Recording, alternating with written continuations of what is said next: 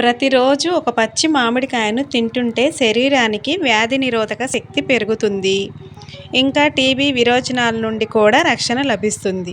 గుండె దడ, అలసట, నిద్రలేమి అంతరించి నరాలకు మంచి శక్తినిస్తుంది. పచ్చిడి మా పచ్చి మామిడి ముక్కలకు ఉప్పు అద్ది తింటే వేసవి కాలంలో కూడా కలుగు అతి దాహము నివారిస్తుంది. ఇంకా వడదెబ్బ నుండి రక్షణ కలిగిస్తుంది. మానసిక చికాకు, అలసట కూడా తగ్గుతుంది.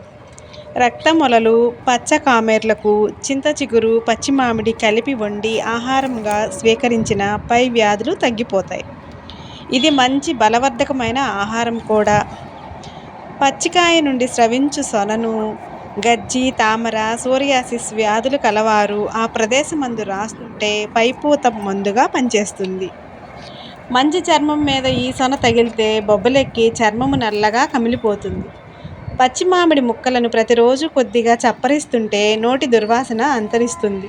ఇంకా చిగుళ్ళ రక్తస్రావము అరికడుతుంది. పచ్చి మామిడికాయ పై తోలును మెత్తగా నూరి మజ్జిగలో కలిపి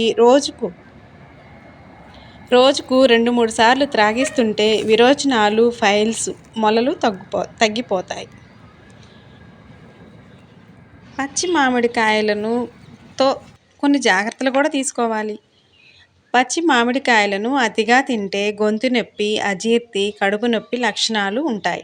కాబట్టి అతిగా తినరాదు. పచ్చికాయను తిన్న వెంటనే చల్లనీరు త్రాగరాదు. త్రాగితే కడుపులోని కొన్ని ప్రక్రియల వలన నొప్పి వస్తుంది కనుక కొంచెం సేపు ఆగిన తర్వాత మాత్రమే నీరు త్రాగవలెను. కాయను పరిశుభ్రంగా కడిగి మాత్రమే తినవలెను. Please like